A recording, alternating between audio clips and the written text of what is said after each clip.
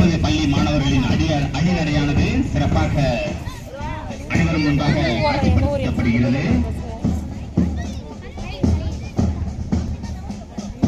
முதலில் பள்ளி மாணவ தலைவன், மாணவ தலைவி, அதனைத் தொடர்ந்து சாரண சாரணியர் மாணவர்கள், அதனைத் தொடர்ந்து போஸ்கோ, ரூவா, சாபியோ, தாமஸ் அணிகள் அணிவகுத்துக் கொண்டு நடந்து வருகிறார்கள்.